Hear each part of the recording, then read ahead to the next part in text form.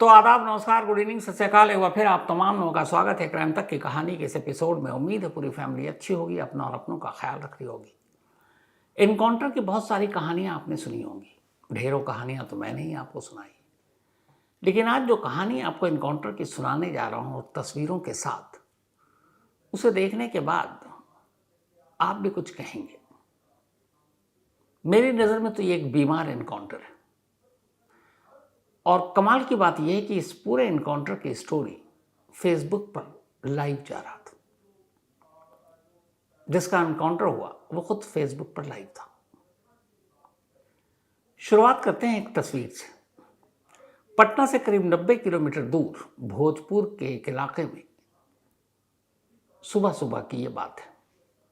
Wednesday यानी कल 17 जून की करीब 10 बजे का वक्त होगा। सामने आपको पुलिस की 3 गाड़ियां दिखाई दे रही होंगी। खेत है चारों तरफ और दूसरी तरफ एक लड़का है। उस लड़के के हाथ में एक तमंचा है, कट्टा है या पिस्टल है, कुछ है, मतलब बंदूक ही है। सामने पुलिस वाले हैं, उनके पास भी हथियार हैं। कुछ 2-4 गांव वाले भी नजर आ रहे हैं। ये जो पूरी तस्वीर है, जो लड़का हाथ में अपने तमंचा लिया हुआ है, फेसबुक लाइव के जरिए ये तस्वीर चल रही। करीब 5 मिनट का ये वीडियो है पूरा। मैं पूरा वीडियो आपको नहीं दिखाऊंगा, लेकिन बस ये देख लीजिए कि ये लड़का हाथ में पिस्टल लिए और दूसरी तरफ 3 पुलिस की गाड़ियां हैं और बहुत सारे पुलिस वाले हैं, उनके हाथ में हथियार है। मतलब दोनों आमने सामने हैं। इसके बाद लड़का बोलना शुरू करता है। क्या कहता है वो, पहले वो सुनाता हूं आपको। हमारे समाज और देश में जो भी जहां भी जो कार्य होना चाहिए, हर गांव, हर मोहल्ले, हर शहर, हर कस्बे के लिए सामाजिक काम, विकास का कार्य, जिससे हमारा देश आगे बढ़े, तो उन सभी कार्यों को बिना किसी लापरवाही के साथ, बिना भ्रष्टाचार के साथ और बिना किसी कुछ भी गलत कार्य के साथ अच्छे से किया जाए, पूरी तरह से धरातल पे। तो ये मांग कैसे पूरा होगा बताइए? आप बोले ना कि पूरा होगा। अच्छा, होगा मतलब क्या? ठीक है। तो मान लीजिए कि आप लोगों के द्वारा बोला गया कि पूरा, सुनिए सुनिए, अभी नहीं रखा जाएगा, सुनिए, अभी बात खत्म नहीं हुआ है, ठीक है। अगर इन लोग बोल रहा है कि मांगे पूरी की जाएंगी, आपके बात को लिखित रूप में या मौखिक रूप में ऊपर पहुंचाई जाएगी, तो इसमें क्या समस्या है? तो फिर शस्त्र डालने में मेरा कोई समस्या नहीं। जब मांगे मेरी जो पूरी होगी तो शस्त्र डाल दिया जाएगा, इसमें कोई समस्या नहीं है।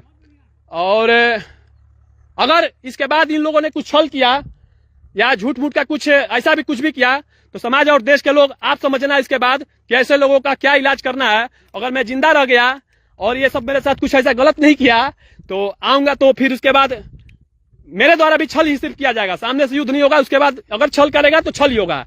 इसी के साथ मांगे पूरी होने का संभावना अब दिख रहा है और समाज में और देश में बदलाव आने का भी संभावना दिख रहा है यहीं से। तो चलिए, हथियार रख दिया जाता है, लीजिए, भरोसा कीजिए। फालतू बोलेगा रे, क्या रख रहे साला, तब फेंक दे, रुकिए। तो आपने सुना, लड़के ने कहा, उसने ये भी कहा कि पुलिस वालों ने उसकी शर्तें मान ली, इसलिए अब वो अपने हथियार फेंक रहा है। और ये कहते हुए उसने अपने हथियार फेंक दिया वहीं जमीन पर। सामने पुलिस वाले खड़े हैं, उनसे कुछ दूरी पर। यह तस्वीर उसी तमंचे की है जो उस लड़के ने फेंका सामने पुलिस वाले के। लेकिन इसके बाद क्या हुआ? क्योंकि इसके साथ ही जैसे उस लड़के ने अपना तमंचा फेंका, फेसबुक लाइव बंद हो गया और अब आगे की कहानी शुरू होती है। लेकिन आगे की कहानी उसके इस तमंचा फेंकने के बाद जो होता है, उसको जानने के लिए पहले यह जानना जरूरी है कि उससे पहले क्या हुआ। तो उसके लिए फिर आपको 17 जून की बजाय 16 जून की शाम की एक तस्वीर दिखाता हूं। ये उसी लड़के का घर है और इस लड़के का नाम है भरत भूषण तिवारी। भरत भूषण तिवारी के पिता बिहार पुलिस में थे। इसने बीएससी पास किया हुआ है। 16 जून की शाम कुछ पुलिस अफसर, जिसमें सीनियर भी हैं, भरत के घर पहुंचते हैं। तस्वीर साफ है कि भरत उस वक्त बैठा हुआ है लेटने के भी अंदाज में, लेकिन उसके हाथ में तमंचा है। और ये इस वक्त जो सब कुछ रिकॉर्ड हो रहा है तब भी फेसबुक लाइव चल रहा है। पुलिस वाले उसके पास बैठे हैं, बातें कर रहे हैं। ये बातचीत करीब 4 घंटे की होती है वेंसडे की शाम को। 4 घंटे के बाद पुलिस वाले भरत के घर से निकल जाते हैं। पर कमाल देखिए बिहार पुलिस का कि वो निकल जाते हैं, लेकिन भरत के हाथ में जो तमंचा था वो अपने साथ लेकर नहीं जाते, बल्कि यूं ही तमंचा उसके हाथ में छोड़कर वहां से चले जाते हैं। अब बिहार पुलिस लौट गई। अब तीसरी तस्वीर आपको दिखाता हूं। यह 17 जून की सुबह की तस्वीर है, इसी घर की है। भरत के घर के आसपास कुछ पुलिस वाले हैं, शायद घेरा डाल रहे हैं, और भरत अपने घर की छत पर है। उसके हाथ में अब भी तमंचा है। वो पुलिस वालों को धमकाता है, कुछ कहता है और कुछ गोलियां भी चला देता है। ये सब देखकर पुलिस वाले पीछे हट जाते हैं। इसके बाद जो तस्वीर में नहीं है वो ये कि छत पर से गोलियां चलाने के कुछ देर बाद जब भरत देखता है कि पुलिस वाले उसके घर के आसपास से हट चुके हैं, वो नीचे आता, अपनी मोटरसाइकिल पर बैठता है और घर से करीब 2 किलोमीटर दूर इसी जगह पर पहुंचता है जहां से ये कहानी शुरू की। जहां वो पहुंचता है वहां पुलिस की गाड़ियां पहले से थीं, 3 गाड़ियां, कई पुलिस वाले, हथियार, और अब भरत के हाथ में पिस्टल और आमने सामने पुलिस वाले। 5 मिनट के बाद जब आपने देखा कि भरत ने कहा कि ठीक है मैं हथियार फेंक रहा हूं, और वो फेंक देता है क्योंकि तस्वीर इस बात की गवाह है। इसके बाद लेकिन जानते हैं क्या होता है?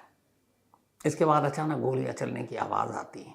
3 गोली चलती है और ये तीनों गोली भरत के पैर और पेट के नीचे लगती है, और गोलियां चलाई इन्हीं सामने खड़े पुलिस वालों ने, और तब चलाई जब भरत अपना हथियार फेंक चुका था। इसके बाद घायल भरत को वहीं लोकल अस्पताल में ले जाया जाता है। ब्लीडिंग ज़्यादा हो गई, उन्होंने कहा ये हमारे बस का नहीं है, आप इसको पटना ले जाइए। फिर पुलिस उसको अपनी हिरासत में लेकर पटना भागती है। 90 किलोमीटर का सफ़र, ब्लीडिंग ज़्यादा हो गई। पटना पहुंचते ही भरत की मौत हो गई। अब जैसे ही भरत की मौत हुई, इलाके में खबर फैली, लोग गुस्से में, उन्होंने नेशनल हाईवे भी जाम कर दिया। अब तस्वीरों से साफ है कि एक शख्स हाथ में तमंचा लिए हुआ है और पुलिस को दिखा रहा है, तान रहा है, ऊपर से गोली भी चलाई है। तो फिर लोग इसके लिए इतना गुस्से में क्यों हैं? पुलिस पर हथियार तानना अपने आप में जुर्म है। लेकिन इसकी असली कहानी आप सुनेंगे तो फिर लगेगा कि नहीं, भरत कोई उग्रवादी, आतंकवादी, अपराधी नहीं था। पर अब असली कहानी आपको सुनाऊं उससे पहले 16 जून जब पुलिस 4 घंटे तक वहां बैठी, फेसबुक पर लाइव चल रहा था, सोशल मीडिया पर आ गया। उसके बाद भोजपुर पुलिस के एसपी ऑफिस की तरफ से, एसपी की तरफ से, सुपरिंटेंडेंट ऑफ पुलिस की तरफ से एक प्रेस रिलीज जारी की जाती है। इस प्रेस रिलीज को आपको पढ़ाना चाहता हूं। इसमें लिखा है कि सोशल मीडिया पर एक वीडियो वायरल है, लेकिन असल में वो लड़का जो पुलिस के सामने पिस्टल लिया हुआ था वो मानसिक रूप से बीमार है, और उसे इलाज के लिए, चूंकि जहनी तौर पर बीमार है, तो उसे अस्पताल ले जाना चाहिए, और पुलिस कोशिश कर रही है कि उसे अस्पताल में दाखिल कराए। ये भोजपुर पुलिस प्रेस रिलीज है, भोजपुर पुलिस की तरफ से जारी, जिसमें वो खुद ये कह रहे हैं, एक्सेप्ट कर रहे हैं कि भरत मानसिक रूप से बीमार, एक मानसिक रोगी है। 16 जून की प्रेस रिलीज है। अब आपको पूरी कहानी बताता हूं। दरअसल बिहार पुलिस ने एक मानसिक रूप से बीमार लड़के का एनकाउंटर किया, जिसे खुद पुलिस मानती है कि वो दिमागी रूप से पूरी तरह फिट नहीं था, जहनी तौर पर बीमार था, उसे इलाज की ज़रूरत थी, उसे अस्पताल में भर्ती होने की ज़रूरत थी। लेकिन इसके बावजूद ऐसे एक मानसिक बीमार लड़के को, जो निहत्था हो चुका था, जिसने अपना तमंचा फेंक दिया, पुलिस ने 3 गोली मारी। अब ऐसा क्यों हुआ? पुलिस के सामने उसने घर पर तमंचा क्यों ताना, छत से क्यों? और फिर जो पुलिस और वो आमने सामने जो आपने शुरुआत में बातचीत सुनी कि इंसाफ होना चाहिए, और जो उसकी मांगे हैं पूरी, हो क्या मांगे थी? तो पूरी कहानी ये है कि भरत तिवारी इसी भोजपुर इलाके का रहने वाला, पिता बिहार पुलिस से रिटायर हुए। इसने बीएससी तक की पढ़ाई की। इसके बाद नौकरी के लिए दर दर भटका, ढंग की कहीं नौकरी नहीं मिली, मायूस हो गया। फिर उसने देखा कि उसके जैसे बहुत सारे लोग हैं जो ज़िंदगी की जद्दोजहद से परेशान हो चुके हैं, पढ़ लिख चुके हैं, नौकरी नहीं मिल रही, सिफारिशें मिलती है। उसका मोह भंग हो गया। 10 साल पुरानी बात है, जब वो नौकरी ढूंढ ढूंढ कर हार गया, फिर उसने तय किया कि वो अब नौकरी करेगा ही नहीं और अब वो सिर्फ समाज सेवा करेगा। उन लोगों की मदद करेगा जो उस जैसे हैं और उनका काम नहीं बन रहा, वो उनकी हेल्प करेगा। और 10 साल पहले इसी मुहिम को शुरू करने के लिए सबसे पहले उसने अपना पिंड दान कर दिया। इसके बाद शादी ब्याह परिवार कोई मतलब नहीं, बस वो लग गया लोगों की सेवा में, समाज सेवा में। भरत का भाई है छोटा चंदन। मैं चाहता हूं उसकी जुबानी सुनिए कि भरत क्या था। समाज से तो ये बचपन से हम देखते आ रहे हैं, जब से हम मतलब होश संभाले अपना, हम तब से देखते आ रहे हैं कि समाज से जुड़े हुए इंसान हैं और समाज के भलाई के लिए मतलब आवाज़ उठाते हैं। ठीक है, इनको दबा दिया जाता है हर एक बार। अगले बार भी ऐसा ही किया गया था। यहाँ पर भारी आके बैठे थे, वो इनको मतलब घूस देने की कोशिश कर रहे थे। वो तो खुद घूसखोर है, इनको घूस दे रहे थे। आप देख भी सकते हैं वीडियो में। बताया जा रहा है कि वो पिंडदान भी अपना कर दिए थे हाँ, परिवार 10 साल पहले ही पिंडदान कर दिए समाज के लिए। क्यों किए थे? कि समाज के लिए हम जिएंगे, शादी विवाह कुछ नहीं करने के चक्कर में है। कितना उनका शादी विवाह सेट हुआ, सब मना कर दिया कि नहीं हम नहीं करेंगे, समाज सेवा करेंगे। समाज सेवा शादी विवाह नहीं करते, यही बात है जो भी है। तो पिंड दान कर लोगों की सेवा में लग गया। तो फिर ऐसे शख्स का इनकाउंटर क्यों हुआ? तो इसकी कहानी शुरू हुई कुछ दिन पहले। बिहार में बाढ़ आई। बहुत सारे लोगों को सरकार ने सुरक्षा प्रदान करने के लिए इधर से उधर टेम्परेरी आशियाना दिया, कहा आप यहाँ चले जाइए ताकि पानी के खतरे से दूर हो जाए। तो ऐसे ही बाढ़ पीड़ित कई परिवार भरत के घर से करीब 2 किलोमीटर दूर सरकार ने उन्हें शिफ्ट कर दिया कि कुछ दिन आप यहाँ रहिए। अब समाज सेवा करने वाला भरत जब उस इलाके में गया तो उसे देखा नहीं गया। उसने देखा कि बाढ़ पीड़ित और राहत के नाम पर सरकार और सरकारी एजेंसियों ने जिन लोगों को वहाँ रखा है वो रहने लायक जगह ही नहीं है। वहाँ गड्ढे हैं, पानी भरा हुआ है, बेसिक सुविधा नहीं है। लोगों ने उसे परेशानी बताई, वो उनकी परेशानी सुनकर प्रशासन के पास गया। सबने आश्वासन दिया कि कुछ नहीं। फिर वो एसडीएम से मिलने के लिए गया और एसडीएम को उसने सारी परेशानी बताई कि बाढ़ पीड़ित हैं, पढ़ा लिखा था। उसने कहा कि जो भी राहत कोष है उस हिसाब से उसे इन लोगों को भी वो सुविधा मिलना चाहिए। लेकिन भरत के भाई के हिसाब से एसडीएम साहब इस बात पर नाराज हो गए। भरत के भाई चंदन तिवारी ने जो कहा, अब वो सुनिए। एसडीएम सर के पास गए थे वो। किस लिए गए थे? ये जवनिया गांव जब बाढ़ में डूब रही थी तो मतलब उनको यहाँ पे बसाया बिलौटी में टाड़ पे। तो यहाँ भी वही चीज़ है जो कि वहाँ से उठाकर उनको फिर गड्ढे से उठाकर गड्ढे में फेंक दिया गया। तो उनको ये चीज़ लगा कि मतलब गड्ढे से उनको उठा के क्यों गड्ढे में फेंका जा रहा है। तो इस पे वो आवाज़ उठाए।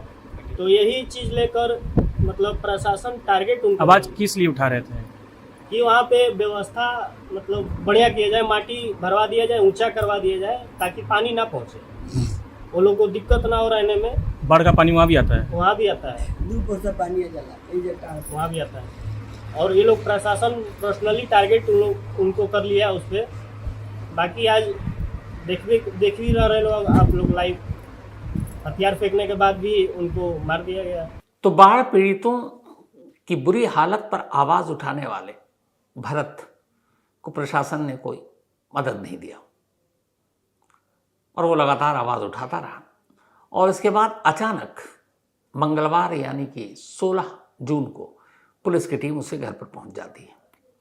अब यहाँ एक सवाल है, भरत अपने घर पर है, भरत के पास एक तमंचा है, हथियार रखना गलत है, लाइसेंस तो था नहीं, लेकिन घर की चारदीवारी के अंदर वो तमंचा लेकर बैठा है। ये पुलिस को जानकारी किसने दी? क्योंकि पुलिस पहुंची। तो कहीं ना कहीं भरत के भाई चंदन का ये इल्ज़ाम कि जब वो बाढ़ पीड़ितों की आवाज़ उठा रहा था तो प्रशासन को, एडमिनिस्ट्रेशन को ये बात उसकी पसंद नहीं आई और वो बार बार जा रहा था। तो उन्हें लगा, कई बार धमकाया भी खुद कैमरे पर कहा है भरत के भाई ने। उसे रिश्वत तक देने की कोशिश की गई कि अपना मुंह बंद रखो, लेकिन वो खामोश नहीं रहा। तो इसीलिए मंगलवार की शाम को वहां पुलिस पहुंचती है। जब पुलिस पहुंचती है तो वो अपने हाथ में तमंचा लिया हुआ है। अब पूरे घर वाले, पूरे इलाके के लोगों के हिसाब से उसकी मानसिक हालत ठीक नहीं है, वो विचित्र इंसान है। उसके अलग अलग एक तरह से परिवर्तन आता रहता है उसके मूड में। तो पुलिस वाले पहुंचते हैं। पुलिस वाले के सामने 4 घंटा वो बातें करता है, पुलिस वाले चले जाते हैं। अब अंदाजा लगाइए कि एक लड़का जिसके पास अवैध हथियार है, बेशक मानसिक रूप से अगर वो रोगी है मानसिक, तब तो और खतरनाक है, वो कुछ भी कर सकता है, घर वालों को भी अपने नुकसान पहुंचा सकता है। तो पुलिस का पहला फर्ज क्या था? जब 4 घंटे बैठे तो किसी तरीके से, किसी हिकमत से उससे वो हथियार छीनना चाहिए, बिना किसी को कोई नुकसान हो उसके जरिए। लेकिन पुलिस ने ये नहीं किया। 4 घंटे तक वहां बैठी रही, फेसबुक लाइव चलता रहा, पुलिस बातें करती रही। उसके बाद लास्ट में कहती है अच्छा ठीक है, ख्याल रखो, हथियार मत चलाना, और कहकर चली गई, ऐसे जैसे लाइसेंसी हथियार है। अगर पुलिस उन 4 घंटों में भरत से वो हथियार उसका छीन लेती किसी भी तरीके से, तो शायद इस एनकाउंटर की नौबत भी नहीं आती। तो ये पहली गलती थी भोजपुर पुलिस की। हथियार बिना लिए हुए चले गए। अगले दिन फिर उन्होंने उसके घर के इर्द गिर्द घेरा कसना शुरू किया, तो उसे फिर गुस्सा आया। फिर वो जब चले गए तब वो बाहर निकला और फिर उसे रास्ते में घेरा, उससे कहा हथियार फेंक दो। जब उसने फेंक दिया तो फिर उसे गोली मार दी। अब एक और सबूत दिखाता हूं इस भोजपुर पुलिस के कारनामे का। जब भरत के एनकाउंटर में मौत हो गई, लोग गुस्से में आए, तो भोजपुर पुलिस ने एक और प्रेस रिलीज जारी की और उसमें यह लिखा कि भरत ने पुलिस वालों पर गोली चलाने की कोशिश की और इसीलिए जवाब में पुलिस ने गोली चलाई और उसके पैरों में गोली मारी। लेकिन जानते हैं, इस प्रेस रिलीज को जो अब आपको दिखा रहा हूं, इसको डालने के कुछ ही देर के बाद भोजपुर पुलिस ने इसे डिलीट कर दिया, सोशल मीडिया से हटा दिया। लेकिन ये किसी ने सेव कर लिया था। इसमें पढ़िए, इसमें यही लाइन है कि उसने पुलिस वालों पर गोलियां चलाई और इसीलिए जवाब में पुलिस ने गोली चलाई और उसके पैरों में गोली मारी। अब ये कितना सफेद झूठ है।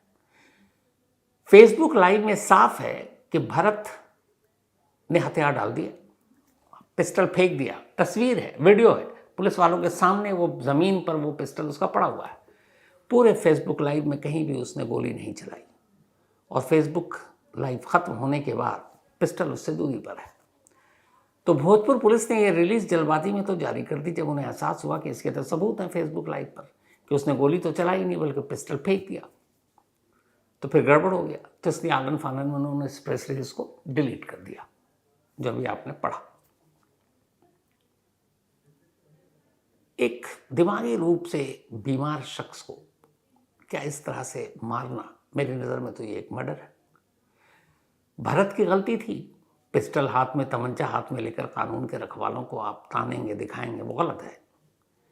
लेकिन आप सामने ये भी देखिए कि वो लड़का दिमागी रूप से बीमार है। खुद पुलिस अपने बयान में कह रही है कि उसे दिमागी इलाज की ज़रूरत है, मानसिक अस्पताल, मानसिक रोगी अस्पताल में भर्ती कराना हम कोशिश कर रहे हैं, और उसके बावजूद उसे एक नहीं 3 गोली मारी। तो असली बीमार कौन, भरत या भोजपुर पुलिस? एक बीमार शख्स को, एक निहत्थे शख्स को जिसने हथियार डाल दिया, फेंक दिया, आप आसानी से काबू में कर सकते थे, लेकिन 3 गोली मारी और उसकी मौत हो गई। क्या कीजिएगा? और आवाज क्या, वो सिर्फ सिस्टम को लेकर उठा रहा था। पूरे इलाके में लोगों में गुस्सा है, सवाल पूछ रहे हैं, ये भी कह रहे हैं कि एक मर्डर है। भरत की लाश के साथ उन्होंने नेशनल हाईवे पर जाम भी लगाया, लेकिन होना तो कुछ है नहीं।